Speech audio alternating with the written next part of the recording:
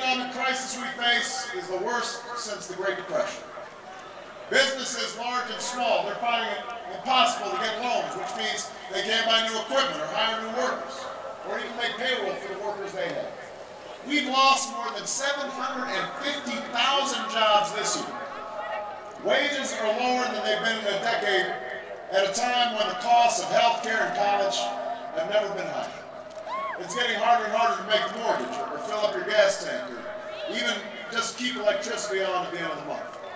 At this rate, the question isn't just, are you better off than you were 4 years ago? The question is, are you better off than you were 4 weeks ago? So what we need right now is a real debate about how to fix our economy and help middle-class families. But that's not what we're getting from the other side. You know, a couple of weeks ago, my opponent said that if we keep talking about the economy, we're going to lose. That's what they said. So they said they'd be focusing instead on attacking me. Now that's one promise, that's one campaign promise that they've kept. Senator McCain has been throwing everything he's got at us, everything, hoping something will stick.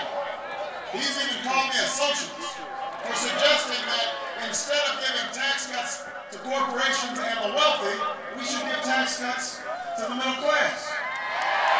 Woo! Now, then the other day he took it to a whole new level. He said that I was like, get this, George W. Bush.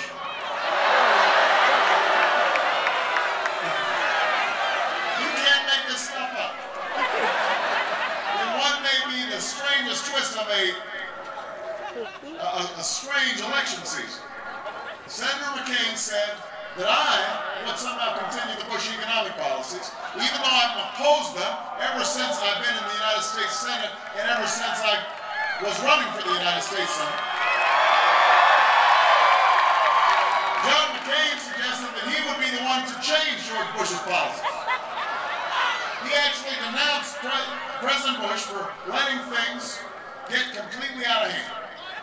John McCain has been really angry about George Bush's economic policies, except he adopted all of them. Except during the primaries when he said we made great progress economically under George Bush. Or just last month when he said that the fundamentals of our economy are strong under George Bush. In fact, John McCain is so mad at George Bush, so opposed to George Bush's policies, that he voted with him 90% of the time for the last 8 years. That's right, John McCain really decided to stick it to George Bush 10% of the time. Well, let's be clear. John McCain attacking George Bush for his out-of-hand economic policies is like Dick Cheney attacking George Bush for his go-it-alone foreign policy. It's like Robin getting mad at Batman.